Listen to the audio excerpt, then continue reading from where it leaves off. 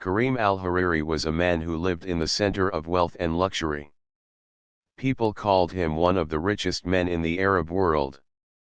His house was not only a home but like a palace made of marble, gold, and glass.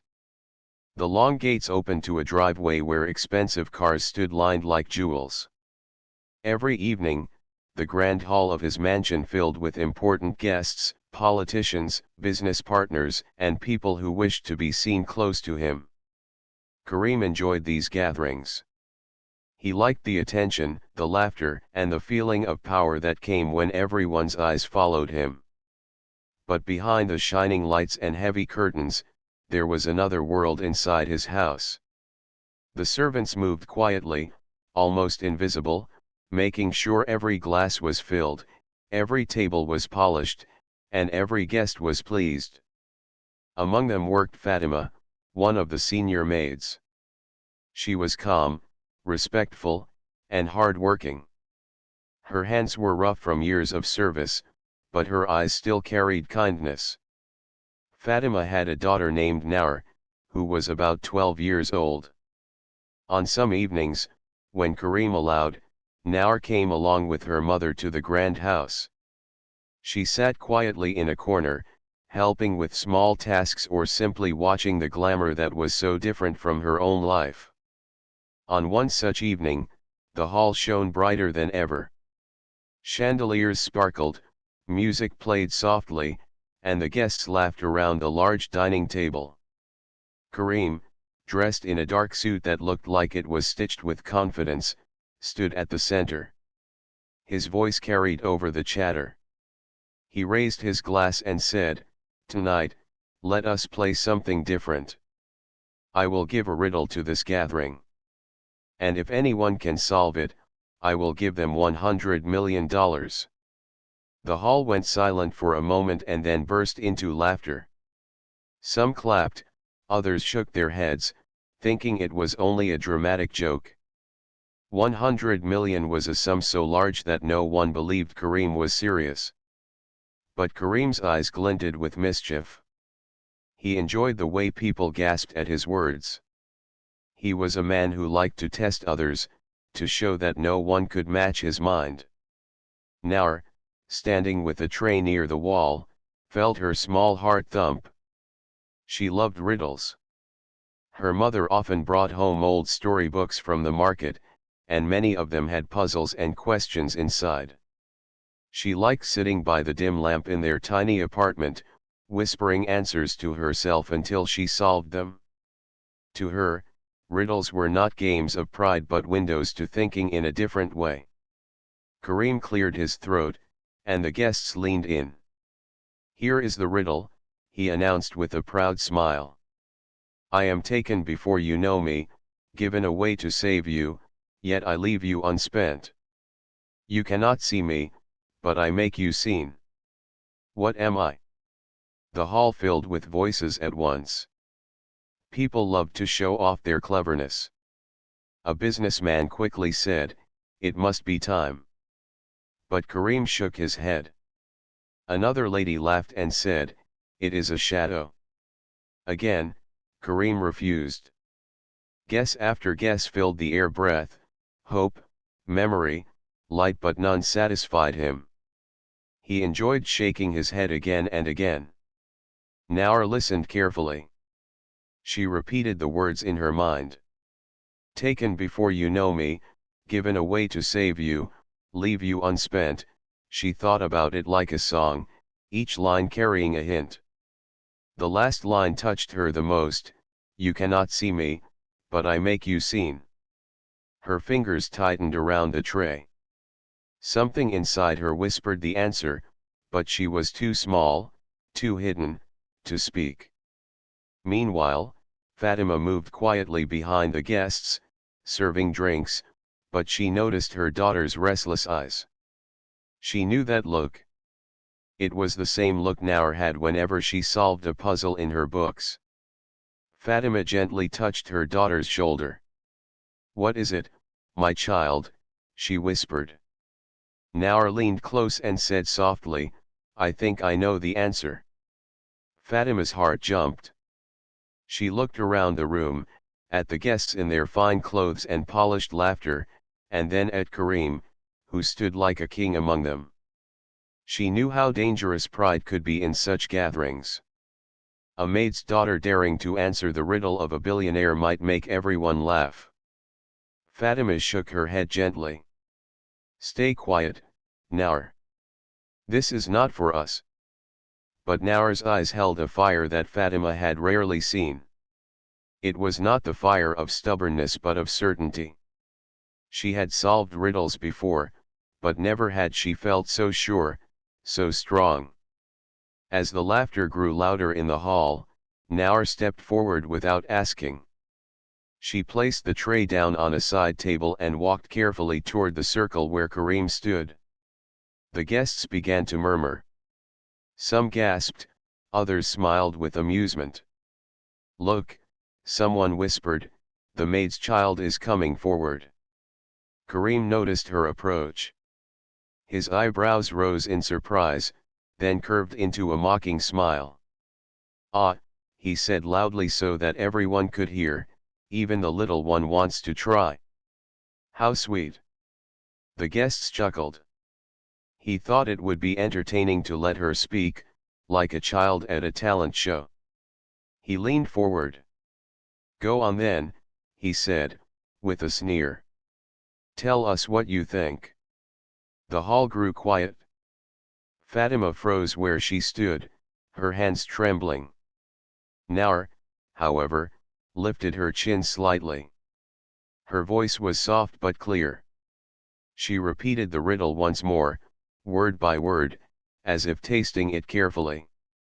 Then she looked into Kareem's eyes, steady and unafraid. "I think the answer is, a name." The silence that followed was heavy, as though the chandeliers themselves held their breath. The room remained silent after Nour spoke her answer. The chandeliers sparkled above, but no one moved. For a few seconds, it seemed the entire world had paused. Kareem, who always wore confidence like a crown, blinked in surprise. He had expected laughter or a wrong answer, but not this. His jaw tightened, though he quickly forced a small smile back on his face. "A name," he repeated, almost as if he was trying to understand what the child had said. The guests whispered among themselves. Some shook their heads in disbelief. Others leaned forward, curious to hear more. Nour stood still, her small hands clasped in front of her. She was nervous, but her eyes remained calm. "Yes," she said softly, but firmly enough for the words to carry. "A name." Kareem tilted his head. He wanted to dismiss her quickly, but something inside made him hesitate. "Explain," he said in a tone that was half challenge, half curiosity. The little girl took a breath. She remembered how she had practiced speaking clearly in school, even when her voice trembled. "A name is taken before you know it," she began. "When a baby is born, others give it to them. They do not know it themselves, but it is already taken for them." A few guests nodded slowly. Nour continued, her voice steady. "A name is given away to save you. When someone calls your name, people come to help you. In school, when your name is on the list, you belong. In the hospital, your name saves you when they know who you are. Even when you are lost, your name is what makes you found." Fatima stood frozen near the back wall, her heart pounding. She wanted to protect her daughter, to stop her from speaking in front of the powerful man and his important guests. Yet she could not move, because she felt the truth in every word Nour said. Nour's eyes shone as she spoke the last lines. "A name leaves you unspent. You can give it again and again, but it never runs out. And you cannot see a name with your eyes, but it makes you seen by others. Without it, you are invisible. With it, you are known." The hall was so quiet that even the sound of a glass being set down on the table echoed loudly. The people who had laughed at first now sat with thoughtful faces. Some lowered their eyes, realizing they had not expected such wisdom from a child. Kareem pressed his lips together. For the first time that evening, he did not know what to say. The sneer that had been on his face before was gone. He had thought of the riddle as nothing more than a game, a chance to show off his cleverness. Yet this little girl had given an answer that carried not only logic but also heart. The silence broke when a guest began to clap, softly at first. Then another joined, and soon the hall filled with applause. It was not the wild applause of entertainment but the warm kind that came when people recognized something true. Fatima's eyes filled with tears. She had always known her daughter was bright, but she never imagined that Nour's words would stop a room full of wealthy and powerful people. Pride swelled in her chest, mixed with fear. She wondered what Kareem would do next. Kareem finally spoke, his voice lower than before. "Interesting," he said slowly. His eyes studied Nour carefully, as if he was trying to read her thoughts. He did not like being surprised, but he could not deny that the girl had given an answer that touched everyone in the room. "You have given me much to think about," he admitted. Then, turning to the guests, he added with a slight smile, "And it seems this young girl has done what none of you could." The room erupted in more applause, and this time, it carried respect for Nour. Nour looked around, feeling both shy and proud. She had not spoken to impress or to win money. She simply wanted to share what she believed was right. Yet here she was, standing in the center of attention, her small frame shining brighter than the golden chandeliers above her. Kareem straightened his suit jacket and said, "I promised a reward for the one who solved it. $100 million. His words made the hall buzz with excitement. People whispered, wondering what he would really do. Surely, no billionaire would hand such a fortune to a maid's child. Nour blinked in surprise. Money was never her dream. She thought of her small apartment, the flickering lamp where she read, the crowded market where her mother worked. 100 million was a number too large to imagine. She only knew that with such money, thousands of lives could change. But she also knew money could bring danger, jealousy, and trouble. Fatima felt her knees weaken. She could not even imagine that kind of wealth. She looked at her daughter with fear and love, worried what Kareem's promise might bring. Kareem studied the girl's face. He expected her to jump with excitement or cry with joy. But instead, he saw calmness in her eyes. That calmness unsettled him. It was the same calmness he had seen in people who carried wisdom beyond their years. The guests leaned forward, eager to hear Nour's reply. The air was heavy with curiosity. Nour lowered her eyes for a moment, then lifted them again, her small voice carrying softly but clearly across the hall.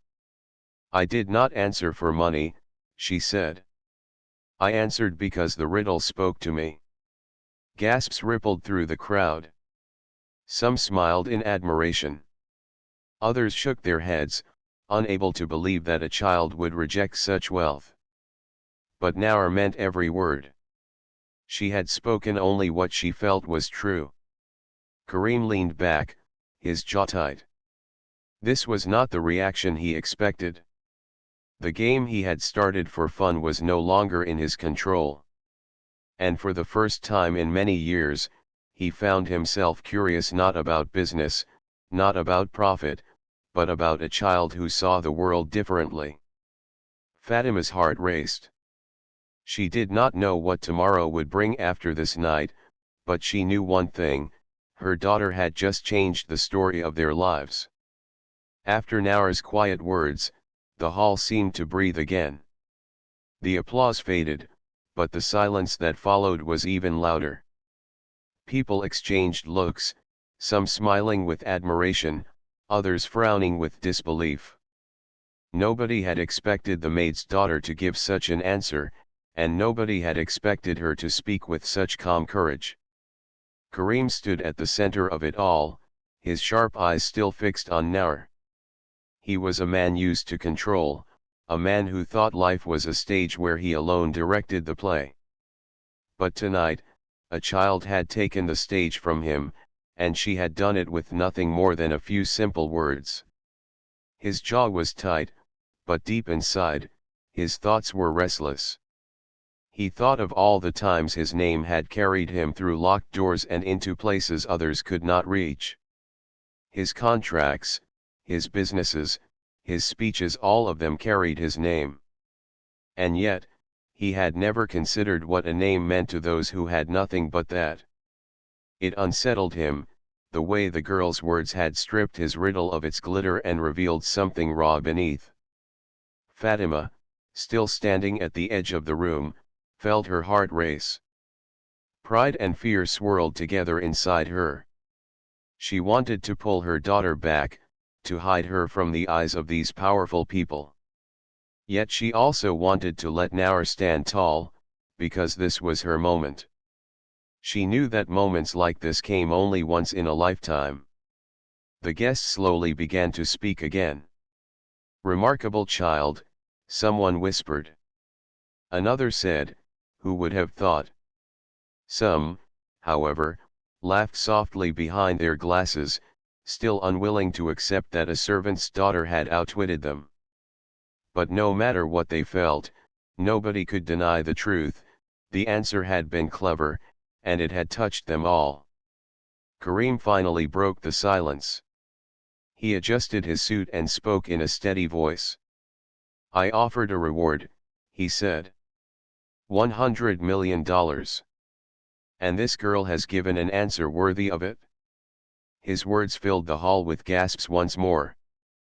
People turned their heads, trying to see if he was serious. Naur's face stayed calm, though inside she felt a storm. She could not even imagine such an amount.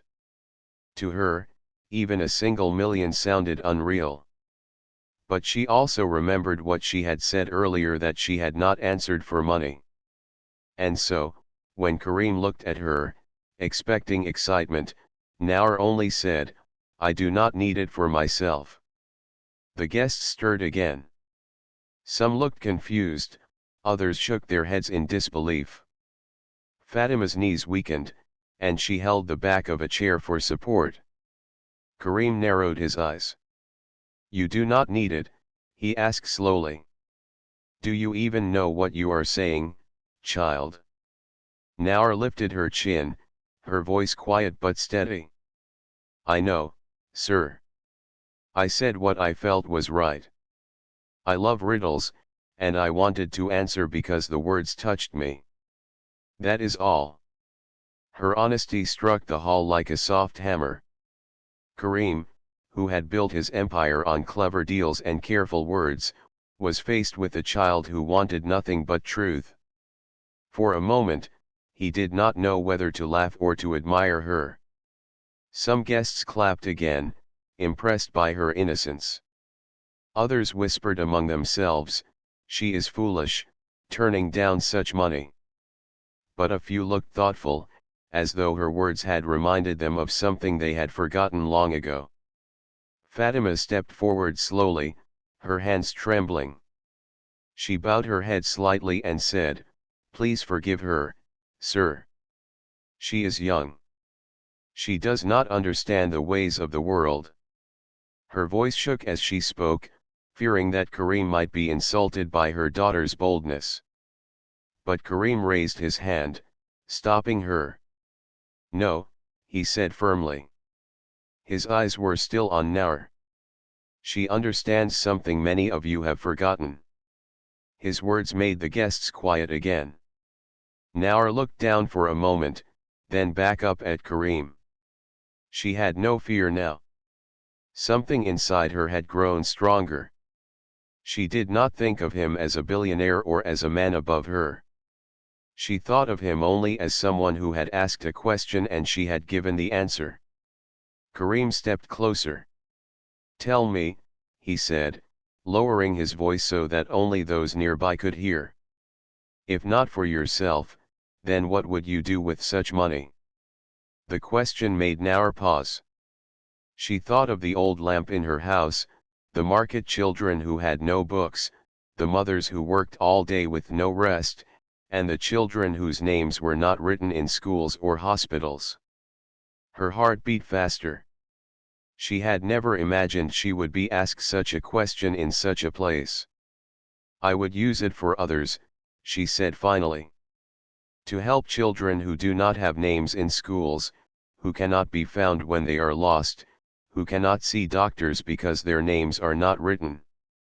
I would use it for light in small homes, and for books so children can read." Her words were simple, but they painted pictures that touched even the hardest hearts in the room. The guests shifted uncomfortably in their seats. Many of them, with all their wealth, had never thought of such things. Kareem stared at her in silence, his expression unreadable. But deep inside, something stirred a thought he had never allowed himself before. Fatima's eyes filled with tears. She had raised her daughter to be kind, but she had never imagined that kindness would one day stand in the middle of a golden hall and speak to a billionaire like an equal. The moment hung heavy in the air. Kareem, for the first time in many years, felt small before someone else's words. He did not answer right away. He only stood there, staring at the maid's daughter, realizing that a riddle meant to entertain had suddenly become a mirror, showing him a truth he had long ignored. And in that moment, Kareem understood something he had never admitted before: wisdom does not always come from those who sit in high chairs. Sometimes, it comes quietly, from the corner of the room, carried by the voice of a child. The air in the hall was thick with silence. Guests shifted in their seats, unsure how to respond. Some were uncomfortable, others were moved, and many simply waited to see what Kareem would say next.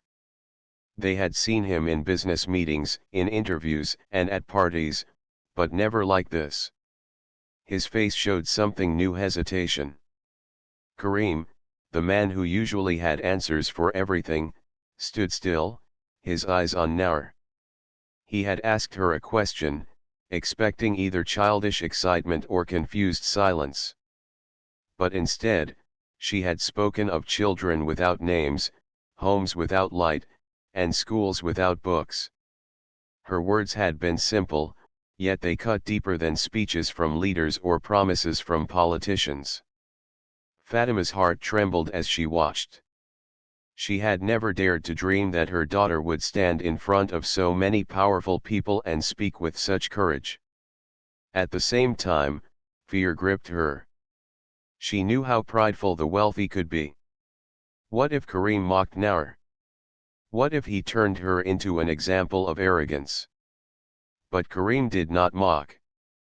His sharp eyes stayed on Nour, searching, measuring, almost as if he was trying to understand how a girl so young, so ordinary in appearance, could carry such unusual strength in her words. Finally, he spoke, his voice low but clear. "You think differently," he said. The guests leaned forward, curious. Some nodded, agreeing. Others frowned, wondering why Kareem, a man known for his pride, was giving attention to a maid's child. Nour answered simply, "I only spoke what I see, sir." Her words echoed in the golden hall. For her, it was the truth. She did not see the world through the glass of wealth. She saw it through her own small window: the market, the crowded streets, the dim light of their home. She had seen children drop out of school because their names were not on lists. She had seen mothers cry because their children could not get treatment in hospitals. These were not ideas from books, they were the daily realities around her. Kareem took a step closer. Most people in this room think of business, profits, and power, he said. But you speak of names, light, and books. Why? Nour lowered her eyes for a moment. She thought carefully, then looked up again. Because those are the things that make life real. Money buys food, but food without hope is just eating. Money builds houses, but a house without love is empty. A name, a light, a book, these give life meaning. The guests fell silent again. Some of them, for the first time in years, felt their hearts stirred. They had lived surrounded by luxury but had forgotten the small things that shaped a human being. Fatima wiped her eyes quietly. She had always told Nour to value honesty and kindness, but she had never imagined that her daughter would one day use those values to speak to a man like Kareem. Kareem's lips curved slightly, not into his usual mocking smile, but into something softer, almost thoughtful. He glanced at his guests, then back at Nour. You remind me, he said slowly, that not all riches are counted in numbers. The hall buzzed with whispers again. Many guests were astonished. Was Kareem, the man known for his arrogance, actually admitting that someone else had reminded him of a truth he had forgotten? Nour said nothing more. She simply stood quietly, her small frame steady among the tall, powerful figures around her. She did not need to say more, her words had already planted themselves in the hearts of those listening. Kareem turned toward the audience. This child has given more than an answer, he said. She has given us a lesson. The applause that followed was different from before. It was stronger, warmer, and it carried respect. Even those who had laughed earlier now clapped with genuine admiration. Fatima covered her mouth with her hand, her eyes shining with tears. She felt as though she was dreaming. For years she had worked silently, cleaning rooms that were not hers, washing dishes that others dirtied, and folding clothes she could never wear. But tonight, her daughter's voice had lifted them both into a place she had never imagined. Kareem looked at Nour again. You are not like the others, he said. His voice had softened. You do not chase wealth, yet you hold something wealth cannot buy. Nour's answer was simple, but it carried weight. I only want what is right, sir. Her innocence struck Kareem in a way he could not explain. He was a man who had spent his life building walls of pride and towers of power, but a child's plain words had cracked those walls. For the first time, he felt something shift inside him, a thought that maybe, just maybe, he had been chasing the wrong kind of treasure. The guests soon returned to their conversations, but the energy in the hall was different now. The laughter was quieter, the smiles softer, as if everyone had been reminded of something they had forgotten. Fatima gently pulled Nour close when the gathering ended. She bent down and whispered, My child, you have spoken like a star tonight. Nour smiled shyly. I only said what I felt, Mama. Together, they left the hall, but the echo of Nour's words remained behind, filling the golden room with a strange light. Kareem watched them go, his eyes still thoughtful. For the first time in many years, he was not thinking about profits or deals. He was thinking about a name, a light, and a book. He was thinking about the maid's daughter, who had reminded him that wisdom sometimes speaks from the most unexpected places. And as he stood alone, he knew that this night would not leave him. The following morning, the city was awake with its usual rhythm. Markets bustled with people, car horns echoed through the streets, and children hurried to school with their heavy bags. But in the mansion of Kareem, the atmosphere was not as usual. The great businessman had spent a restless night. He had tossed and turned, replaying the words of the maid's daughter again and again. A name, a light, a book. Simple words, yet they had cut into his mind. Karim had attended meetings with kings and spoken to experts from around the world, but never had such small words carried so much weight. As the sun rose, Karim sat in his study, sipping black coffee, staring at the polished desk in front of him. Documents, reports, and contracts were spread neatly. They spoke of numbers, percentages, profits, everything that had defined his life for years. Yet, for the first time, these papers looked meaningless to him. He leaned back and whispered to himself, "What is the worth of all this if people live without hope?" At that moment, his assistant entered the room, carrying a tablet filled with news headlines. "Sir, yesterday's gathering is all over the media," he said. "Everyone is talking about your words, and the little girl." Karim took the tablet. His sharp eyes scanned the screen. Articles were everywhere: Arab billionaire stopped by a maid's daughter, child's simple words move the wealthy, Karim admits wealth is not everything. His jaw tightened. He was not used to being questioned. For years, people had praised him, feared him, or envied him, but never had a maid's daughter made him appear human. But strangely, instead of anger, he felt something else, a pull, like a hidden door opening in his heart. Meanwhile, in a small, narrow street not far from the mansion, Fatima and Nour were back to their normal life. Their house was tiny, with cracked walls and an old wooden door. Fatima was sweeping the floor when Nour spoke softly. "Mama," she said, "do you think I was wrong yesterday?" Everyone looked at me strangely. Fatima stopped her work and turned to her daughter. Her eyes softened. "No, my child. You spoke with truth. Sometimes truth makes people uncomfortable, but it also makes them think.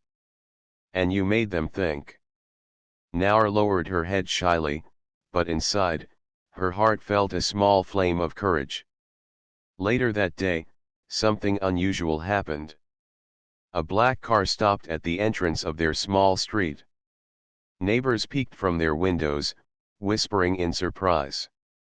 The car door opened, and out stepped Karim himself, dressed in a simple suit, without his usual prideful air.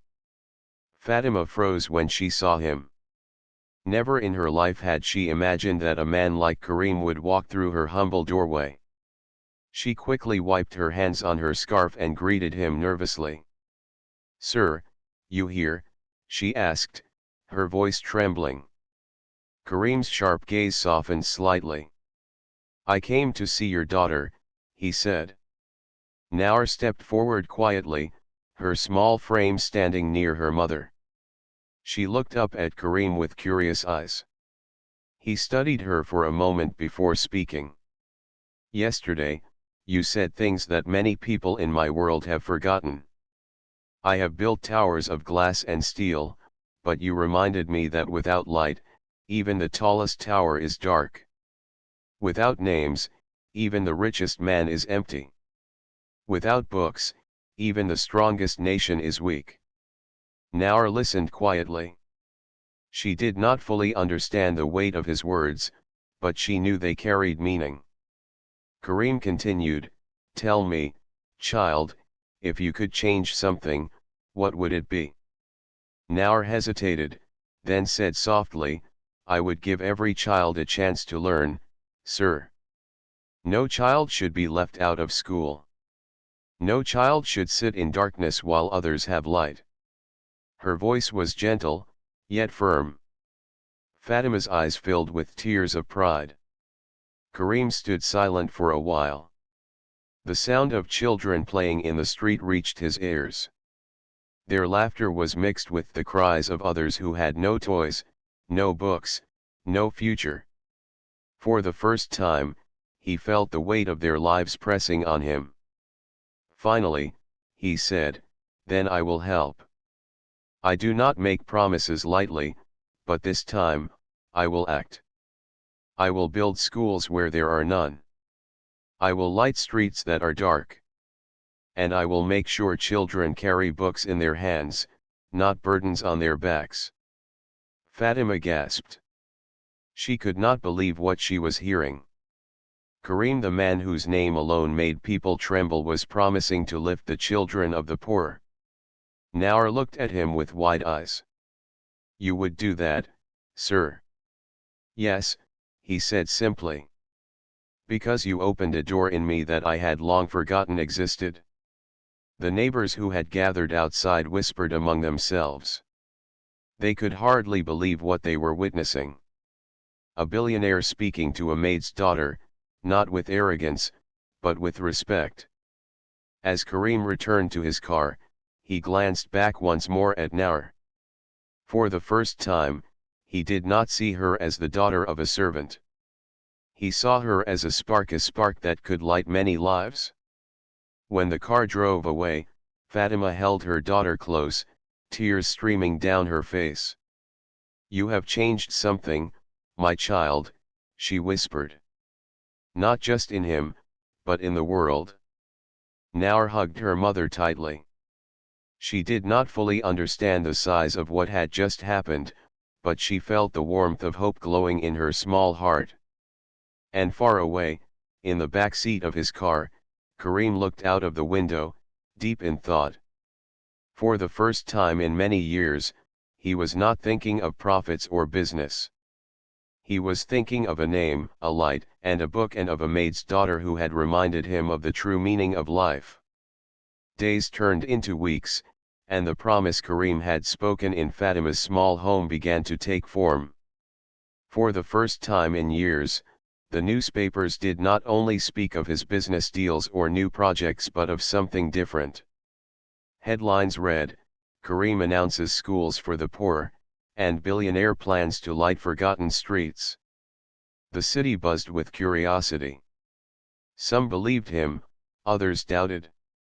Many whispered, "He is only doing this to clean his name," while others said, "Maybe he has truly changed." But deep in his mansion, Karim knew this was no performance.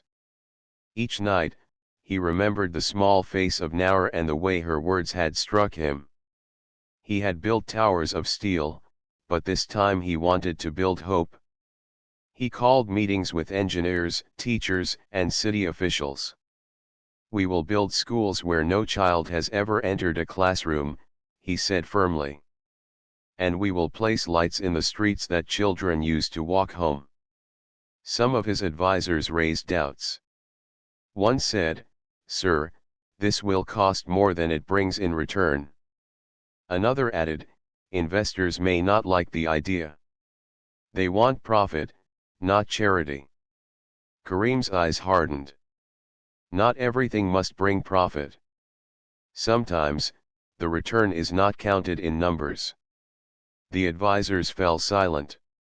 They had never heard such words from him before. Meanwhile, in her small house, Fatima continued her daily work, but her heart felt lighter. Every evening, she and Nour would sit by the window, watching the street where children played. "Do you think he will really do it, Mama?" Nour asked one night. Fatima smiled gently. "He is a man of power, my child. If he has decided, then the world will move." But soon, challenges appeared. One afternoon, Karim visited one of the poorest neighborhoods in the city. The streets were narrow, the houses broken, and children ran barefoot on the dusty ground. The people gathered, whispering as he stepped out of his black car. For many, it was the first time they had seen him outside his world of wealth. An old man stepped forward. His beard was white, and his clothes were worn. He looked Karim in the eye and said, "Sir, we have heard many promises in our lives. Leaders, rich men, and officials come with big words, but they never return. Why should we believe you?" The crowd murmured in agreement. Their eyes were filled with both hope and fear. They wanted to believe, but their hearts had been broken too many times. Kareem did not answer immediately. He looked at the children standing barefoot, their eyes wide and curious. He thought of Nour. Then he said clearly, "Do not believe me yet. Believe when you see the school. Believe when you see the light in your street. Until then, keep your doubts. But I will not stop until it is done." His words carried weight. The people nodded slowly. For the first time, some of them allowed themselves to hope. Back at the mansion, Kareem faced new storms. Business partners from other countries sent sharp messages. "Why are you wasting money?" one asked. "You are a businessman, not a charity worker," said another. One evening, during a video meeting, a wealthy partner spoke harshly. "Kareem, you are losing your edge. People respected you because you were ruthless. Now you are soft. Do you want to be remembered as a man who built schools for beggars?" The words stung, but Kareem's face stayed calm. If being soft means giving children a chance, then let it be so. I have been called worse things before. He ended the call without hesitation. Alone in the room, he felt the weight of his choices. For the first time, he was not fighting for profit, but for something unseen. It was harder than he had imagined. Meanwhile, Fatima and Nour heard whispers in the market. Some people mocked them, saying, "Do you think the rich will care for the poor?" Others said, "Because of Nour, he will remember us." Nour listened quietly. She was too young to understand the politics of the city, but she carried one truth in her heart: she had spoken honestly, and it had touched someone powerful. That was enough to keep her strong. Then, one morning, workers arrived in the poor neighborhood with tools, bricks, and wood. The people gathered in disbelief as construction began. Children cheered, running around the workers. Women watched with tears in their eyes. The first stones of a new school were laid. News spread quickly. "It is true," people cried. "He is keeping his word." Kareem visited the site days later. He stood quietly as he watched walls begin to rise from the ground. A little boy ran to him and said, "Sir, will I be able to learn here?" Kareem bent down, placing a hand on the boy's shoulder. "Yes. You will have a place to learn, to read, to dream." The boy's smile lit up his face. That smile pierced Kareem's heart more deeply than any award or praise he had ever received. That night, back in his mansion, Kareem stood at the window, looking at the city lights. But his mind was not on his wealth. It was on the children who would soon sit in classrooms, holding books for the first time. And in her small house, Nour knelt beside her mother and whispered, "Mama, I think he is truly changing." Fatima held her close, tears in her eyes. "Yes, my child. Sometimes even the hardest hearts can be softened by the right words." But neither Fatima nor Nour knew that greater challenges were still waiting. For every promise kept, there were powerful forces who wanted Kareem to stop. And soon, both mother and daughter would be pulled into the storm of his new path. The sun rose slowly over the city, casting golden light on streets that had long been dark. For Kareem, the days had been filled with decisions, meetings, and challenges unlike anything he had faced before. The schools were rising, street lights were being installed, and slowly, hope was spreading. Yet he knew that every change came with tests, and his would be no exception. That morning, Kareem received a letter sealed with an unfamiliar symbol. The message was firm: "Stop your new projects, or face consequences from those who see profit as power." His chest tightened. The people who had once praised his cleverness were now warning him to return to the life he had known, a life of profit, prestige, and safety. But Karim remembered the small face of Nour. Her calm eyes, her clear voice, her honesty. He thought of her words, a name, a light, a book. They had opened something inside him he could not close. He set the letter aside. Meanwhile, in her small apartment, Nour was helping her mother prepare breakfast. The little apartment smelled of fresh bread and tea. Fatima glanced at her daughter and said softly, "Do you realize what you have started?" Nour looked up, her face serious. "I just spoke the truth, Mama. I did not start this." He decided to act. Fatima smiled but felt a mixture of pride and worry. "Yes, my child. But now, your words are stronger than you know." Word of the threats reached the poor neighborhoods. Some parents feared the schools would be destroyed before they even opened. Others whispered, "What if he stops?" The children did not understand danger fully, but they could feel tension in the air. Karim knew the final test was approaching. His advisors warned him again, "You are risking everything. You can return to your empire, or lose it all." But Karim shook his head. The empire he had built was made of steel and gold, but the empire he was building now was made of trust and hope. It was fragile, yes, but it mattered more than anything. On the day of the first school opening, Karim arrived early. Children stood in neat lines, their eyes wide with wonder. They had never entered a real classroom before. The walls were freshly painted, the desks clean, and the books on shelves looked like treasures. Nour had been invited to witness the opening. She stood beside her mother, her small hands folded in front of her. She felt both excitement and nervousness. Would everything go well? Would there be interference from those who opposed Karim's actions? Karim stepped forward, smiling at the children. He spoke simply, "Today is the start of a new journey. These walls will hold knowledge. These streets will hold light.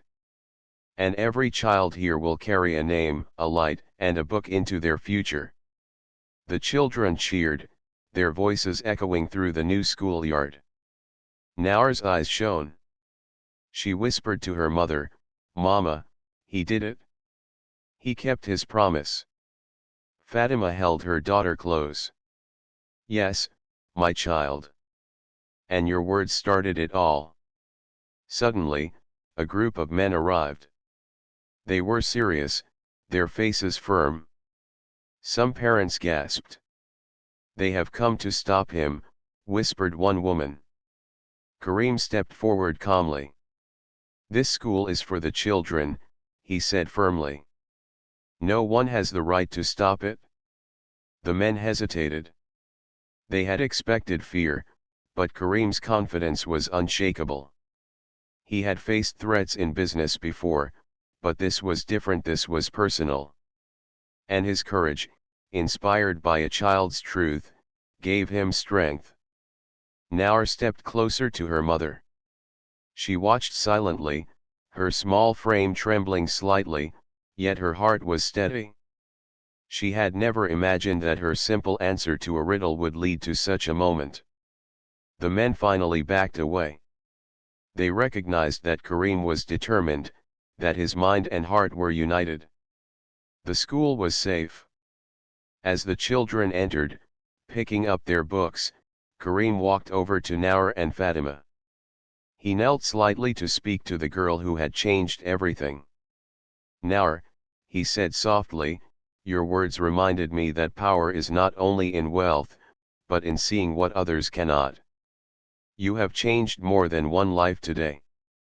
Nour smiled shyly. "I only spoke what I felt." Karim's eyes glistened slightly. "That is why it matters more than all the riches in the world." The parents, neighbors, and workers gathered to watch. They clapped, cheered, and some even cried. For many, this was more than a school opening. It was proof that honesty, courage, and kindness could change even the hardest hearts. That evening, as the sun set and the golden light touched the rooftops, Kareem stood on the balcony of the school, looking at the streets he had promised to light. Fatima and Nour stood beside him. The little girl whispered, "Sir, I think the world can be brighter now." Kareem smiled, placing a gentle hand on her shoulder. "Yes, child. And you reminded me that it starts with a name, a light, and a book." Fatima hugged her daughter tightly, tears in her eyes. "You have changed many lives, my child, including mine." Nour only smiled, quietly happy. She did not need wealth, recognition, or power. She had spoken her truth, and it had made the world better. And in that moment, under the soft glow of the setting sun, the city felt different. Not because of money or fame, but because a small voice had spoken, a billionaire had listened, and hope had returned to those who had long forgotten it. The journey was just beginning, but everyone knew one thing: when courage and truth meet, even the largest walls can be opened, and even the smallest hearts can light the darkest streets. The riddle had been solved not by wealth or pride but by honesty, wisdom, and a child's heart. And that answer would echo for years to come.